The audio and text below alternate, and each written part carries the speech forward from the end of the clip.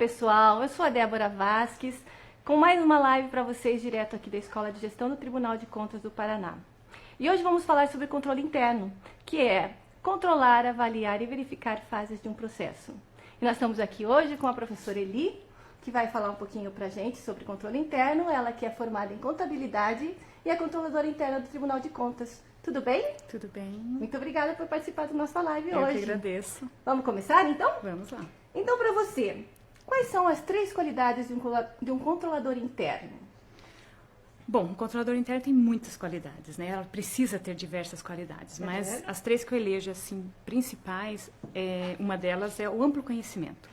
Como o controle interno atua sobre toda a administração pública, ele precisa ter amplo conhecimento tanto da legislação que permeia essa administração pública, como também a execução das tarefas, como essa administração pública trabalha. Então, ele precisa conhecer da área de educação, da área de saúde, precisa conhecer da área de meio ambiente, infraestrutura, ele precisa entender de licitações, ele precisa entender de gastos com pessoal, da legislação de pessoal, ele precisa conhecer de contabilidade, de gastos, de receitas públicas.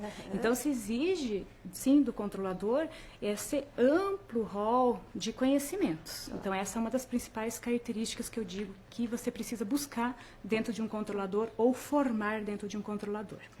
A segunda é a imparcialidade. Todo controlador, no momento em que ele vai fazer suas auditorias, suas avaliações de controles internos, ele tem achados. E toda essa identificação, essa avaliação, ela precisa ser feita de forma imparcial, né? Levando em consideração o que eu encontrei, né? E fazer esse reporte à administração para que ela possa corrigir isso. Então, não deve levar em consideração, por exemplo, as relações pessoais que ela tem dentro dessa administração, seja de amigos ou seja de desafetos, né? Você não leva isso em consideração, você é imparcial, identificou e reporta. Entendi. E a terceira característica, que isso não é acadêmica, né? É a ponderação. Então, quando você faz um trabalho, você faz uma auditoria, você faz uma avaliação de controles internos, você faz qualquer tipo de fiscalização, você encontra achados. E esses achados têm diversos níveis de gravidade, diversos níveis de impacto dentro da administração pública. Então, você precisa ponderar aquele achado, qual é o tamanho, qual é o impacto, qual é o risco, para você fazer recomendações dentro da administração pública e também levar em consideração o tempo em que o gestor vai levar para corrigir isso. Então, a sua recomendação precisa ser construída em cima dessa ponderação, que a gente chama de dosometria.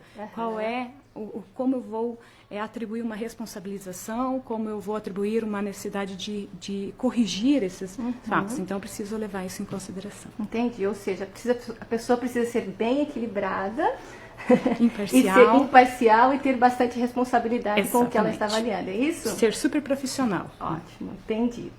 E quem é que pode ou não pode ter a chave desse controle interno?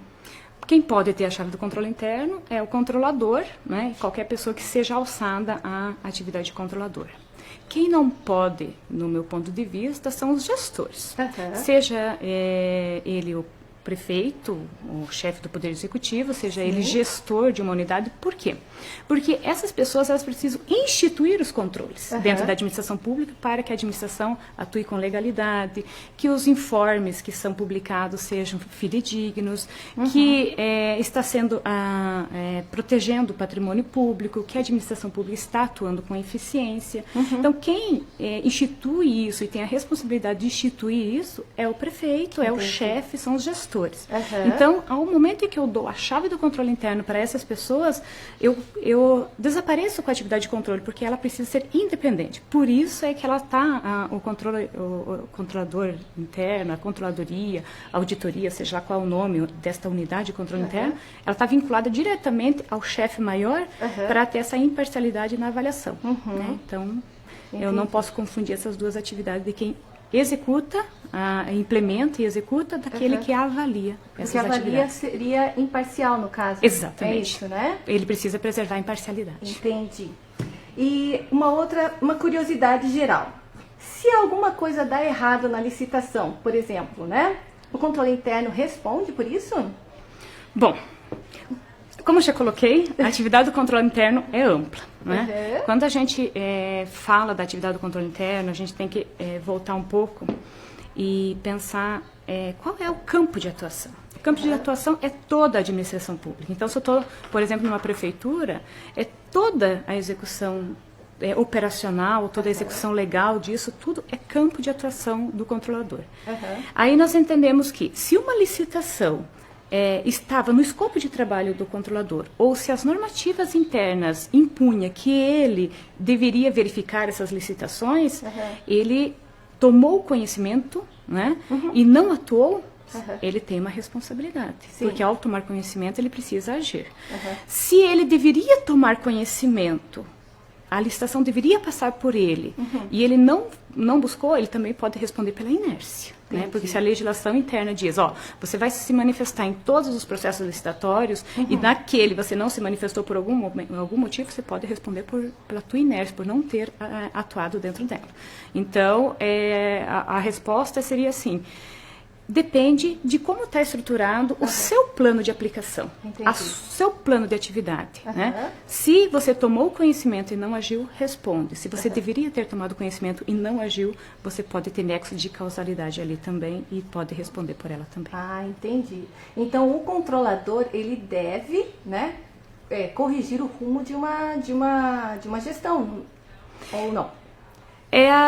A ação de corrigir é a ação do gestor, né? A atuação, porque cabe ao gestor corrigir e guiar a administração. Mas o controlador, sim, ele deve indicar à administração as falhas que estão ocorrendo dentro da administração pública, os desvios de recursos públicos, ou mesmo de metas, né? Eu tinha uma projeção, eu tinha um planejamento que eu não estou seguindo, a parte operacional que não está trabalhando de forma eficiente, não está dando segurança na parte da legalidade, não está tendo informes, né? Ele tem que relatar isso ao gestor para que o gestor faça a correção. Então, o controlador interno, ele é um fiscal, né, que a gente fala da sociedade, dentro da administração pública, auxiliando o gestor nessa atividade de correção.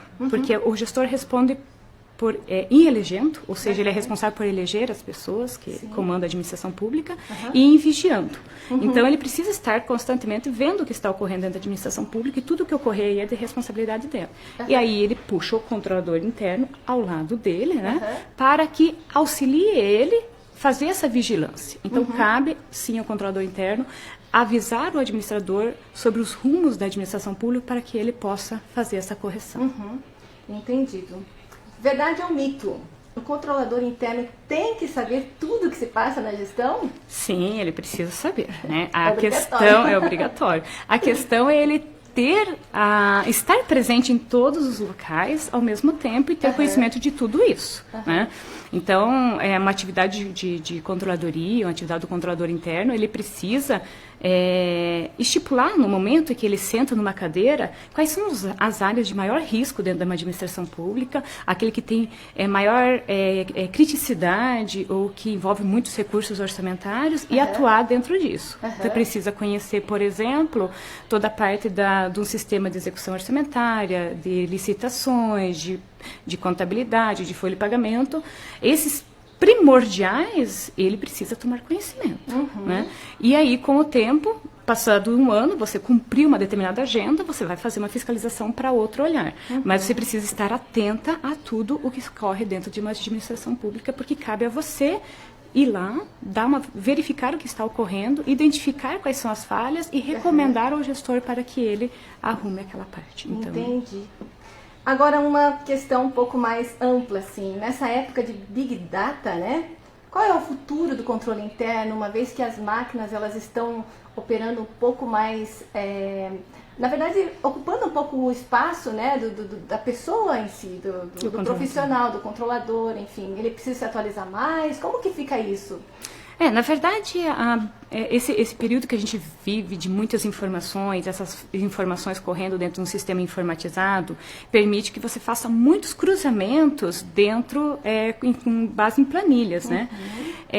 Aquele auditor que ia lá fazia o checklist, então, ele desaparece nesse momento em que você consegue coletar essas informações via sistema. Né? Por outro lado, eu passo a ter uma equipe de auditores diferente. Essa equipe de auditores, para conseguir coletar coletar toda essa informação, que passa a ser de forma muito mais ampla, porque ao invés de ter uma pessoa fazendo checklist numa unidade e outra em outra, eu posso coletar tudo isso em um único papel de trabalho. Esse controlador, essa equipe que trabalha nessa controladoria precisa conhecer muito mais de informática e precisa conhecer muito de estatística para fazer esses cruzamentos. Então, precisa que ele seja muito mais capacitado. Então, eu vejo isso tudo trazendo muito mais vantagem para a atividade, porque ela consegue ter um campo maior de atuação, consegue abarcar mais áreas de atuação do que uma desvantagem, né? Porque quando você tem um grupo maior fazendo checklist, você tem um trabalho muito mais demorado. Entendi. Ou seja, o computador ele vem para ajudar a informática e todos esses sistemas vêm para ajudar o controlador, é isso? Sim, com certeza. Mas assim, faz com que ele precise ainda se atualizar ainda mais. Se atualizar certo? muito mais. Então, além de conhecer legislação, além de conhecer sobre a atividade operacional da administração pública, ele precisa conhecer, então, sobre informática, sobre estatística. Ou seja, o controlador é um cara que precisa ter amplos conhecimentos. Ele precisa ser uma pessoa que domina várias áreas de conhecimento para conseguir trabalhar e fazer seu trabalho de forma eficiente, que tenha um resultado bom e que realmente contribua para a administração pública. Entendi. Ou seja, você que quer ser controlador, precisa ter todas essas características, estudar bastante, porque esse é o caminho, né? Com certeza. Obrigada, professora. Obrigada. E se você gostou dessa nossa live sobre esse assunto, a professora Eli, ela está com mais cursos na nossa página da EGP, que se você quiser, é só acessar aqui no link embaixo, que lá ela tem mais novidades sobre o assunto. Esses cursos são disponíveis e aparece no nosso site, lá é só clicar em cursos online e eles são gratuitos e alguns deles são certificados, ok? Essa foi mais uma live da Escola de Gestão do Paraná, do Tribunal de Contas, e nós agradecemos a sua presença e a sua participação. Até a próxima live, que acontece na sexta-feira próxima. Obrigado, até lá, tchauzinho.